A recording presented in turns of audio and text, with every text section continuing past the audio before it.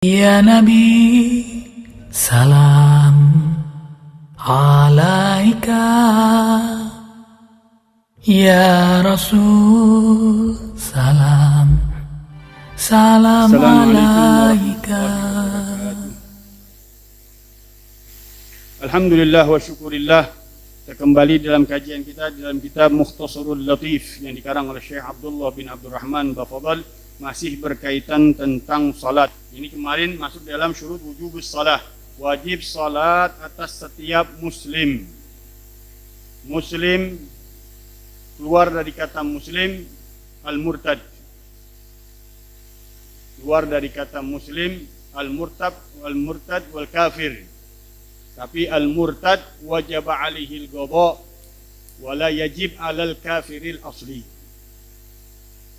Wajib atas seorang yang murtad untuk membayar qada taghlidan alaih, katanya, untuk memberatkan dirinya.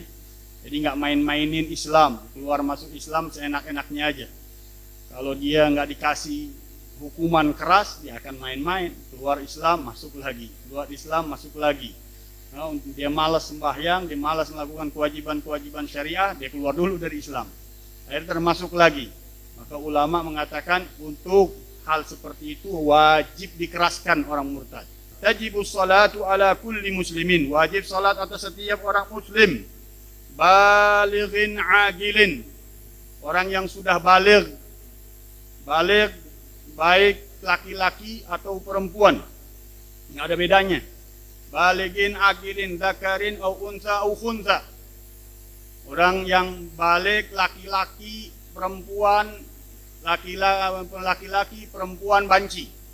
Kalau sudah baligh, maka wajib untuknya melaksanakan salat. Wajib atasnya untuk melaksanakan salat 5 waktunya. Bahkan kita Imam Syafi'i, apabila seorang meninggalkan salat satu fardu saja, kemudian wajib atas hakim ustutiba. Kalau karena ngingkari kewajibannya, kafir dia. Itu di dalam madhab Imam Ahmad bin Hanbal tasrih jelas sekali, man tarakas salata muta'ammidan faqad kafar. Siapa orang yang meninggalkan salat secara sengaja, maka dia telah keluar kufur. Dihukumkan jelas kekufurannya. Tapi di dalam madhab kita Imam Syafi'i, kalau tidak juhudan, tidak mengingkari kewajiban salat atas dirinya karena malas atau ngeremehin kewajibannya, ustutiba al-hakim, kewajiban atas waliul amr, atas pemerintahnya. Kalau kita urusan yang berkaitan dengan masalah keagamaan, apa di sini dipakai pemerintahnya untuk minta dia taubat, melaksanakan kewajiban sholatnya yang fardu yang 1 kali ditinggalkan. Apabila dia ingin taubat, umhila ila fardhi tsani. Kalau dia mau bertobat, ditunggu, dikasih waktu untuk bertaubatnya di waktu yang kedua. Ninggalin zuhur, dimintain tobat. Dikatakan, iya, ane mau bertobat, ane mau sholat. Tunggu sampai sholat asar. Kalau sampai sholat asar waktunya keluar, dia nggak melakukan sholat zuhur dan sholat asar, butilah haddan. Maka wajib atas hakim pemerintah untuk membunuh dirinya sebagai hukumannya. Kalau dijalanin ini rapi insya Allah. Tapi bukan sembarangan setiap orang boleh membunuhnya. Ini kewajiban hakim. Karena hakim bisa melihat keadaan diri seorang, melihat karakter orangnya. Dia memang malasnya top banget atau setengah-setengah, karena kadang-kadang dia mau ada keinginan, itu kehendak hakim boleh ditunggu dia sampai dia punya taubatnya keras untuk melaksanakannya. Tapi dalam kewajibannya tunggu sampai 2 fardu, asar, zuhur, asar.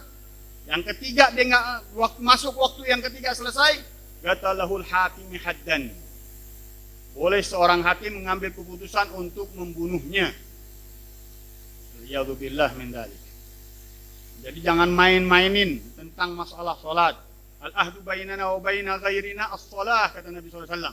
Perjanjian kita atas diri kita dengan Allah Subhanahu wa taala atas yang lain selain orang Islam adalah salat. Faqad bari'at dhimmatu Muhammadin, dhimmatullah wa dhimmatu Muhammadin ala man taraka as-salata muta'ammidan. Terlepas tanggung jawabnya Allah dan tanggung jawabnya Muhammad bin Abdullah Rasulullah SAW atas orang yang meninggalkan salat secara sengaja. Waliyadzubillah min dzalik. Tarikus shalah mal'unun yanzilu alaihi alfu la'nah. Orang yang meninggalkan salat dilaknat dan turun atasnya 1000 laknat. Man taraka salata muta'ammidan kutiba ismuhu ala babin nar. Fulanun ibnu fulan la budda min dukhulin nar. Orang yang meninggalkan salat secara sengaja tertulis namanya di pintu api neraka jahanam. Fulan anaknya si fulan. Kenapa bapaknya ikut? Karena bapaknya enggak ngajarin. Karena bapaknya yang membuat anaknya meninggalkan sholat secara ringan, secara enteng. Maka nama bapaknya juga masuk ke dalam neraka jahanam, waliyadzubillah, la budda min dukhulin nar. Kalau dia enggak bertobat, waliyadzubillah min dzalik, dia masuk ke dalam kecaman Allah Subhanahu wa taala dan Rasulullah sallallahu alaihi wasallam. Tapi ketika dia diambil hukuman oleh hakim dengan hukuman dibunuh, maka wajib atas hakim memandikannya, mengkafaninya, mensolatinya, menguburkannya di tempat kuburan orang-orang Islam. Tapi itu keputusan atas hakim, nggak boleh setiap kita memberikan hukuman kepada orang lain. Itu hukumannya hak seorang hakim pemerintah yang mengetahui ada di kampungnya, ada di negerinya orang yang meninggalkan sholat. Bayangin kalau satu orang 1000 laknat, berapa kali dalam satu hari laknat turun atas orang yang ninggalin sholat. La ilaha illallah. Ini yang menyebabkan segalanya turun, musibah turun, nggak pernah terhenti-henti, segala balak turun, segala macam-macam problem, masalah nggak kelar-kelar urusannya. Karena banyak orang-orang yang masih dilaknat oleh Allah Subhanahu wa taala. Na'udzubillah min ghadabillah. Mudah-mudahan kita diberikan taubat oleh Allah Subhanahu wa taala untuk jaga kewajiban kita salat dengan Allah Subhanahu wa taala. Tajibu salatu ala kulli muslimin balighin aqil, orang yang sudah balik. Laki-laki dan perempuan umur 15 tahun. 15 tahun secara tahdidan pasti. Enggak kurang, enggak lebih. Qamariyatan hijriyah. Tahun Arab, tahun hijriyah. Udah 15 tahun nggak pakai tanda-tanda yang lain, udah pasti dia dalam keadaan baligh. Atau umur 9 tahun kurang lebih kemarin bagi wanita yang haid. Bagi wanita yang haid, apabila dia datang haid di umur 9 tahun kurang 14 hari, kurang 16 hari, maka dia juga dinamakan sudah baligh. Laki-laki dengan ihtilam, dengan keluarnya mani di umur 9 tahun. Kalau sudah keluar mani, maka dia masuk dalam kategori seorang yang sudah baligh, umur 9 tahun. Itu namakan anak tersebut sudah baligh. Atau baligh juga dikatakan oleh ulama balaghathu da'wah, sudah sampai kepadanya perintah agama. Urusan tentang masalah-masalah yang berkaitan dengan syariah Allah Subhanahu wa taala sampai kepada dia. Adilin, orang yang berakal.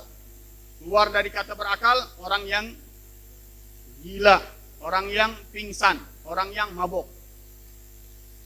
Orang yang tidur wajib. Orang yang tidur wajib dia. Kalau tidur ini nggak mungkin sholat. Habis bangun tidur wajib dia bayar pokoknya.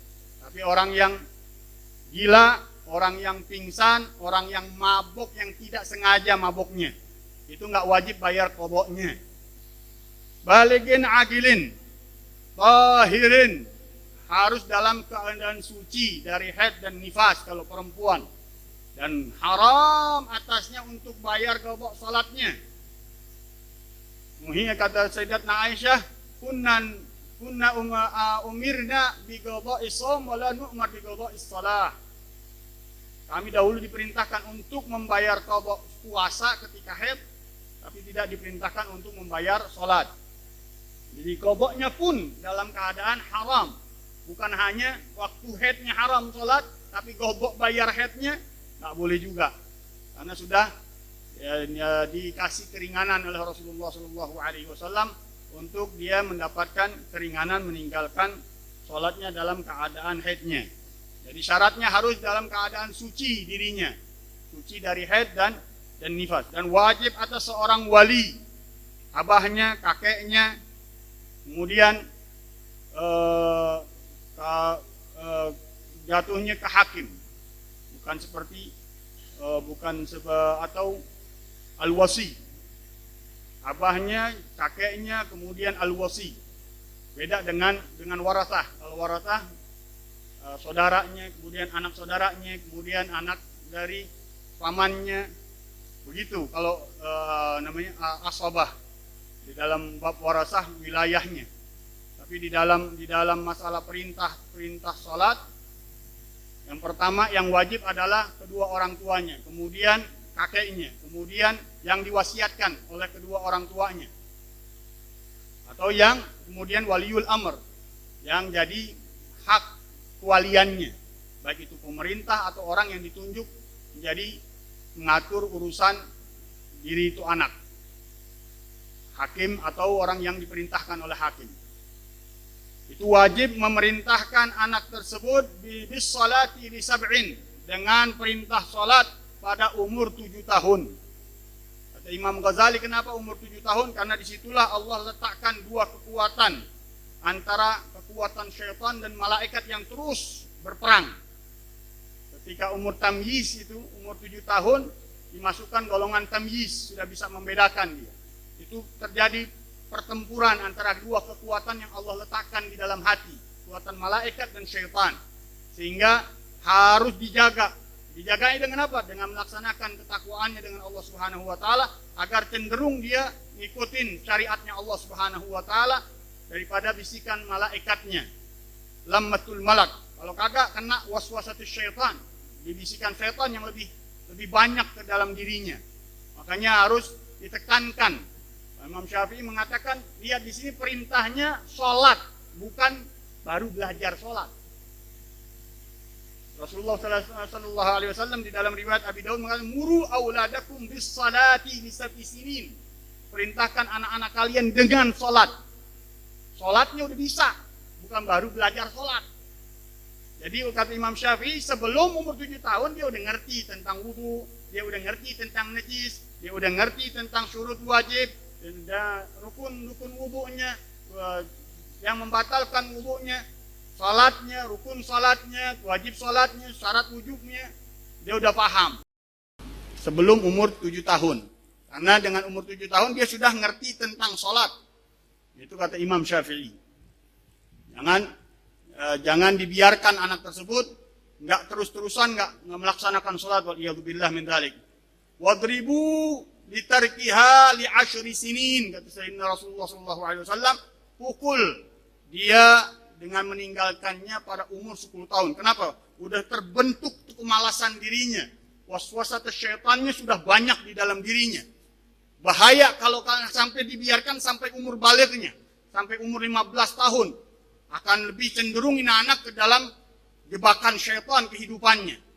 Tapi kalau dibentengin, dikasih kecaman, dikasih kekerasan, walaupun darbu ghairu mubarrah, la yaksiru adman wala yukhriju daman. Enggak boleh pukulan sampai mengeluarkan darah atau membengkakkan atau mematahkan tulangnya. Pukul tapi biar ditahu caman dari orang tuanya atau waliul amrnya.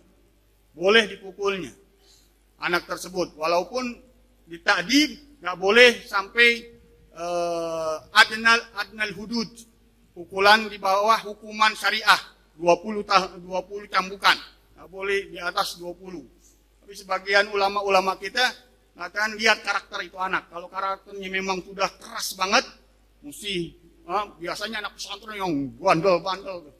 Wah, udah nggak kuat pengurus-pengurusnya, sampai yang turun tangan mudirnya itu, kepala sekolahnya.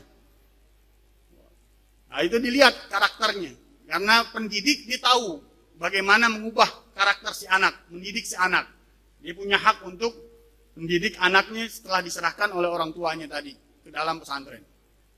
Tapi sebagai takdib nggak boleh lebih daripada adnal hudud, pukulan yang diberikan hukuman kita untuk dipukul, yaitu 20 cambukan.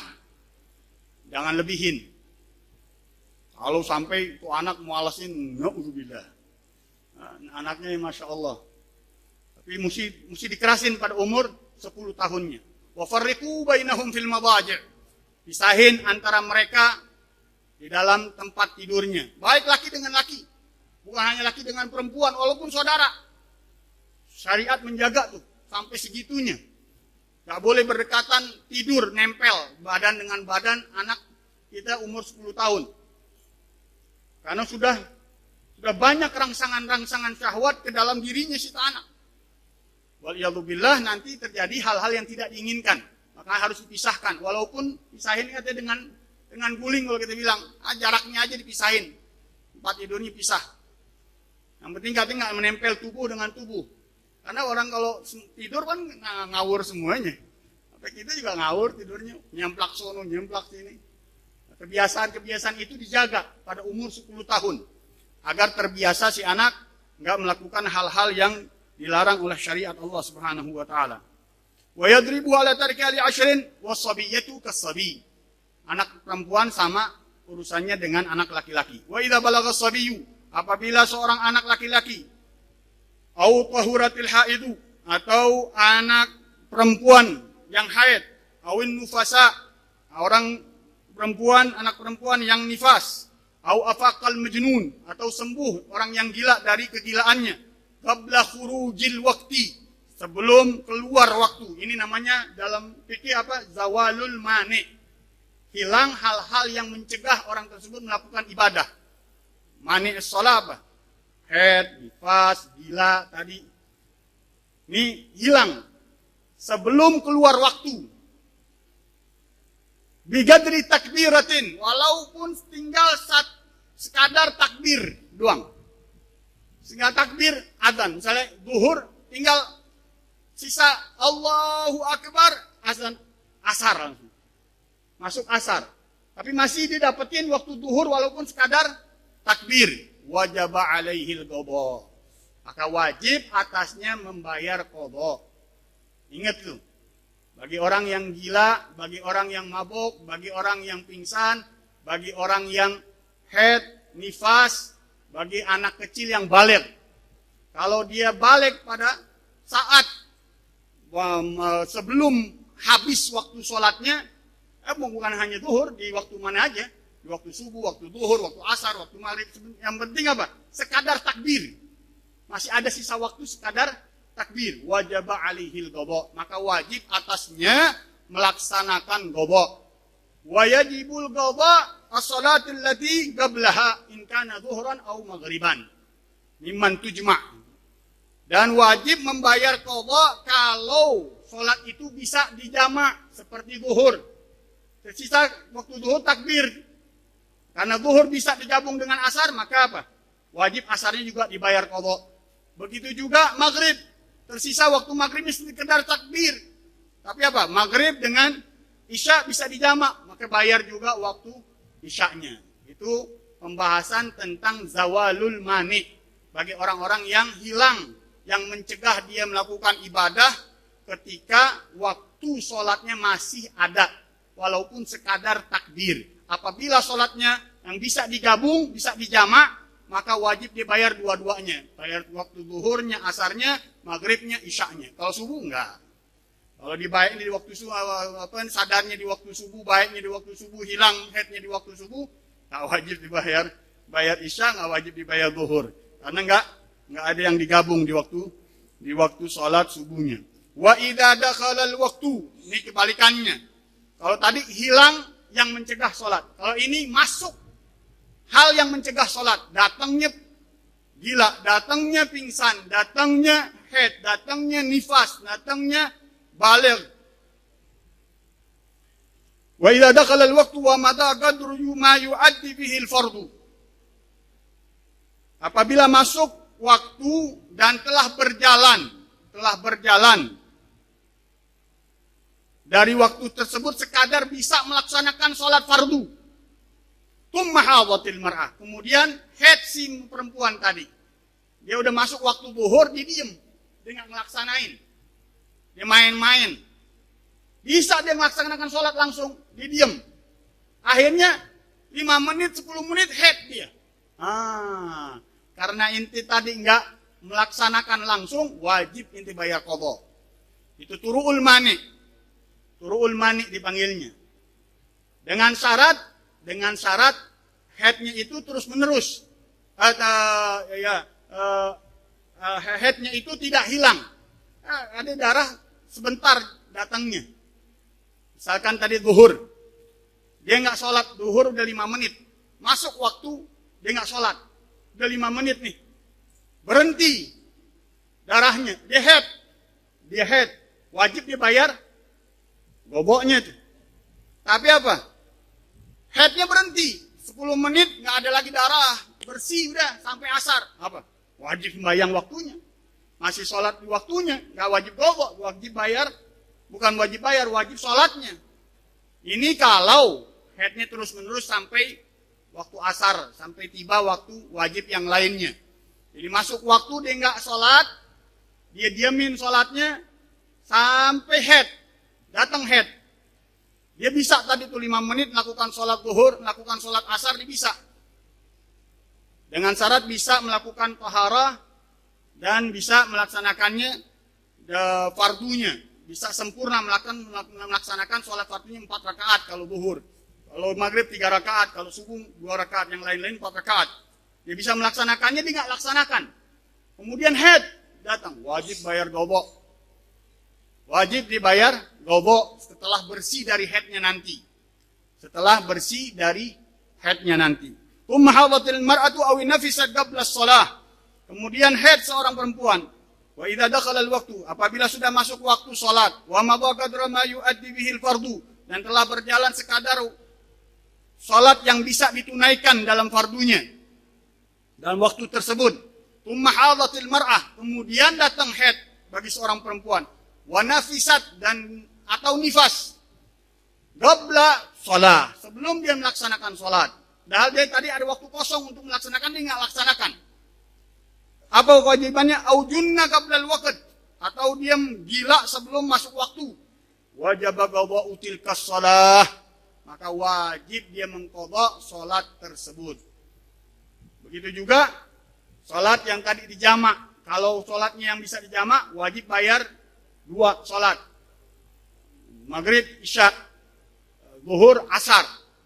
Kalau masih memungkinkan. Tapi syaratnya kalau dua-duanya memang terus head. Ada waktu 10 menit bisa ngerjain maghrib, bisa ngerjain maghrib, isya.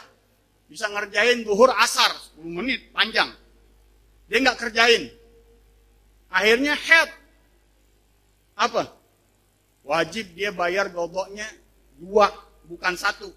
Bayar zuhur, bayar asar. Kenapa? Karena waktu yang dia bisa melakukannya buat dua waktu. Buat 2 waktu. Kalau tadi cuma berjalan 3 menit atau 5 menit, cuma bisa ngerjain apa? Sholat zuhur doang, nggak wajib asarnya. Nggak wajib bayar gobok asarnya. Kenapa? Karena yang tersisa cuma waktu 5 menit, terus head dia. Apa dia? Wajibnya zuhur doang, nggak wajib bayar asarnya. Tapi kalau mau panjang waktunya 10 menit lebih, didemin, terus datang head, dia nggak sembahyang, wajib inti bayar zuhur, inti wajib bayar asar. Wajib inti bayar maghrib, wajib inti bayar isya. Kenapa? Karena sholat itu bisa dilaksanakan di 2 waktu yang memungkinkan tadi. Di dalam waktu yang ditinggalkan, dia nggak melaksanakan sholatnya. Itu namakan turu'ul mani'. Bab tentang datangnya hal-hal yang mencegah sholat. Head, nifas, gila, kemudian mabuk dan pingsan. Tapi yang dicontohkan di sini hanya seorang wanita yang head dan nifas. Wa yajibu 'alal aba wal ummahat wa sayyidil abid ta'limu auladihim as-sighar wa 'abidihim ma yajibu 'alaihim. Kemarin saya sudah katakan saya akan ambil waktunya Habib Bagir dengan Habib Alwi. Tapi Habib Alwi tadi kelihatannya Masya Allah udah siap-siap. Ini takut juga nih pelajaran hadis. Habib Bagir juga begitu, cuman kemarin nggak hadir, jadi kita kasih waktunya doa dia nanti. Karena saya udah janji. Wa yajibu 'alal aba wal ummahat wa sayyidil abid ta'limu auladihim as-sighar wa 'abidihim. Dan wajib atas bapaknya dan ibunya wa sayyidil abid yang punya budak sahaya, ta'limu auladihim, mengajarkan anak-anak mereka as-sighar, anak-anak mereka yang belum balik, anak-anak kecilnya. Dari umur tamyiz, dari sebelum umur tamyiz, sebelum balignya. Wa 'abidihim, dan budak-budak mereka, ma yajibu 'alaihim, apa yang wajib atas mereka qabla bulughihim, sebelum baliknya mereka, minat taharah, bersuci, wassalah, wassiyam, salat, puasa, zakat, itu wajib disampaikan. Wa yu'arrifuhum tahrimaz zina, dan dikenalin tentang haramnya berzina, wal liwat, homoseksual, dan yang sejenisnya, lesbian, dan yang sejenisnya, tentang perzinahan. Diajarin, jangan sampai ditelantarkan. Tadi itu masalahnya apa? Wa farriqu bainahum fil madaji'. Pisahin antara mereka di dalam tempat tidurnya. Walaupun hanya dengan bantal, walaupun hanya dengan guling, walaupun hanya secadar pemisah aja. Nggak boleh berdekatan. Supaya nggak jatuh kepada perbuatan-perbuatan yang melanggar syariah, perbuatan zina atau liwat. Apalagi zaman sekarang, medianya udah rusak sekali. Sehingga anak-anak kita yang kita juga yang rusak, ngasihnya macam-macam daripada handphone dan alat-alat media yang lain, sehingga banyak merusak daripada otak-otak anak kita dicuci dengan yang kotor-kotor. Waliyadzubillah min dzalik. Sehingga harus hati-hati lebih. Wasarigah, pencurian, wasyurbal khamr, minum-minuman keras, wal muskir, dan hal-hal yang memabukkan. Wajib kita mengajarkan anak-anak kita dari dini, dari sebelum baligh, dari masa tamyiznya. Bahkan sebelum tamyiz, kalau bisa kita ajarkan tuh tentang sholat, tentang bersuci, ajarkan. Apalagi sekarang-sekarang, tentang yang berkaitan dengan syariah, hukum-hukum haram, hukum-hukum wajib, ajarkan anak-anak kita dari dini. Wa tahrimal kadhib, pengharaman berbohong, galilihi wa kathirihi, sedikitnya, banyaknya. Jangan diajarin anak kita tentang berbohong. Berikan dalilnya yang mengharamkan tentang berbohong, baik sedikit atau banyak, nggak ada bedanya. Wal ghibah wan namimah, menggosipin orang, ghibah, wan namimah, waliyadzubillah, mengadu domba orang, wa ghaira dzalik, dan hal-hal yang seperti itu. Wa yu'allimuhum annahum bil bulugh yadkhuluna fit taklif, dan mengajarkan mereka bahwasanya mereka dengan baliknya mereka yadkhuluna fit taklif. Dulu para abah kita, para Alawiyin, umur 7 tahun. Dikumpulin tuh orang-orang hebat, orang-orang besar. Diajarin anak udah masuk mumayyiz. Nanti ketika umur 15 tahun, dipanggil pembesar-pembesar habaib dari semua daerah. Untuk pemimpinnya itu bangsa Ba'alawi. Pimpinan kita Al-Ba'alawi. Yang dinobatkan sebagai ketua para Ba'alawi seluruhnya. Itu kalau dia umur 15 tahun dipanggil semua munsib-munsib para habaib, ketua-ketua suku dari kalangan para habaib ngumpul untuk menyaksikan.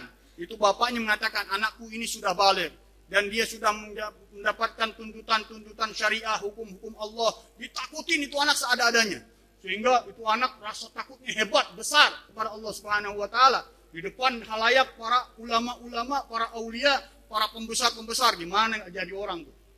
Gimana itu anak nggak menjadi orang hebat ketika dia benar-benar didoakan dengan para aulia, pembesar-pembesar, ulama-ulama, diundang oleh ketua para habaib itu suku Ba'alawi.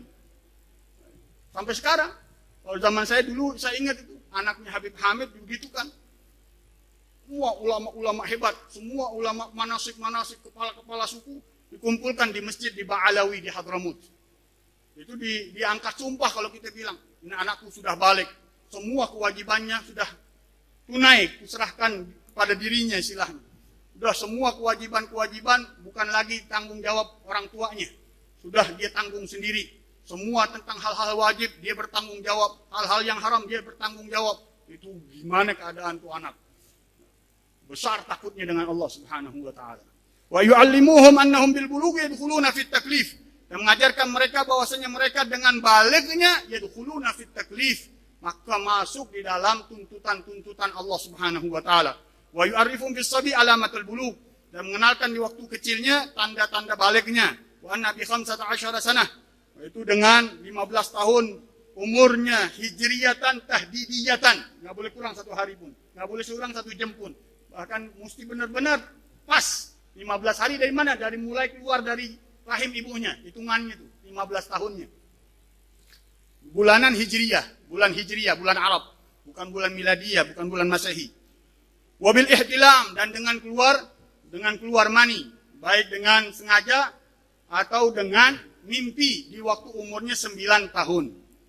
Anak tersebut sudah masuk ke dalam baligh. Maknanya baligh, dia sudah terkena semua kewajiban-kewajiban, tuntutan-tuntutan syariatnya Allah Subhanahu wa taala. Wabil haidhi fil mar'ah, haid dengan seorang perempuan. Sudah baligh dia kalau sudah haid. Wa yajibu alaihim ail aba wal wali wa ghairihim ujratu man yu'allimu hadha min malih, dan wajib atas mereka, para orang tua dan yang mengurus urusan si anak, baik itu tadi wasi atau hakim atau qadhi balad, siapa aja yang ditunjuk untuk memikul tanggung jawab dari si anak apabila orang tuanya nggak ada. Apabila orang tuanya, kakeknya udah nggak ada, jatuhnya kepada yang diwasiatkan atau yang ditunjuk sebagai mengatur kehidupan si anaknya. Wajib atas mereka mengeluarkan ujrah, mengeluarkan biaya untuk orang yang ngajarin anak tersebut dengan hartanya si anak, kalau ada warisannya. Orang-orang dulu gitu, Imam Ghazali, Imam Ahmad dan saudaranya Sayyidina Ahmad Al-Ghazali dan Sayyidina Muhammad Al-Ghazali, Imam Ghazali dan saudaranya Muhammad dan Ahmad, itu diserahkan sama orang tuanya dengan biaya yang sedikit. Namanya siapa gurunya? Diserahkan, Syekh Ahmad juga namanya. Diserahkan Imam Ghazali dan kakaknya. Habis biayanya. Ini orang mu'alim nggak punya harta. Sekarang nggak bisa, aku nggak kuat lagi untuk mendidikmu dengan biayaku sendiri. Aku aja udah nggak kuat mengurus rumah tanggaku. Sehingga akhirnya dimasukin, dicari tempat yang gratisan kalau kita bilang, pondok pesantren yang gratis di Baghdad. Akhirnya masuk ke situ. Makanya Imam Ghazali kalau ingat-ingat itu, dia mengatakan, talabtul ilma li ghairillah fa abal ilmu an yakuna illa lillah. Aku nuntut ilmu bukan karena Allah. Kenapa? Mau nyari makan, mau nyari kehidupan. Udah nggak kuat nih yang biaya orang tuanya udah habis. Nih mualimnya, gurunya udah nggak mampu lagi membiarkan 2 anak ini. Hingga aku ditaruh di pesantren yang gratis di Baghdad. Aku menuntut ilmu ini untuk nerusin hidup.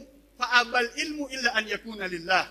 Nolak ilmu itu kecuali untuk Allah Subhanahu wa taala. Itu yang dirasakan oleh Imam Ghazali. Dulu begitu. Jadi hartanya anak itu untuk hidupin semua urusan-urusan yang berkaitan dengan anak tersebut. Fa in lam yakun lahu mal, kalau si anak enggak punya harta, fa ala man wajabat alaihi nafaqatuhu, maka atas orang yang wajib menafkahi itu anak. Kakeknya, kalau nggak bisa kerabat-kerabatnya, kemudian jatuh kepada hakimul balad, kepada hakim atau orang yang diwasiatkan oleh orang tuanya, orang hakim. Dia menanggung, atau mayasiril muslimin, orang-orang yang mampu dari kalangan orang-orang dermawan, dari kalangan orang Islam, boleh menerima daripada nafkah untuk anak tersebut, anak yatim tersebut. Wallahu subhanahu wa ta'ala alam. Fa in lam yakun lahu mal fa ala man tajibu alaihi nafaqatuhu. Kalau dia tidak punya harta, maka atas orang yang wajib atasnya memberikan nafkah. Kalau nggak ada kakeknya, ya kerabatnya, nggak ada kerabatnya, jatuh kepada hakim. Hakim juga carikan mayasirul muslimin, dari kalau ada baitul mal, pakai harta dari baitul mal, karena nggak ada. Kata ulama, dengan mayasirul muslimin, orang-orang yang dermawan, yang mampu, yang bisa nafkahin itu anak dengan perintah si hakim, dengan perintah dari hakim balad tersebut untuk menafkahi anak tersebut, mengajarinya urusan-urusan yang wajib di dalam syariatnya. Alhamdulillah sekarang juga banyak pesantren-pesantren yang gratisan, walaupun ada juga yang mahal-mahal, termasuk Habib Ali, mudah-mudahan gratis. Senyum Habib Ali. Mudah-mudahan Allah Subhanahu wa taala berikan harta-harta yang mudah untuk ulama-ulama kita, memberikan motivasi orang-orang yang tidak mampu untuk belajar agamanya dalam urusan yang wajib untuk mereka. Wallahu subhanahu wa ta'ala alam.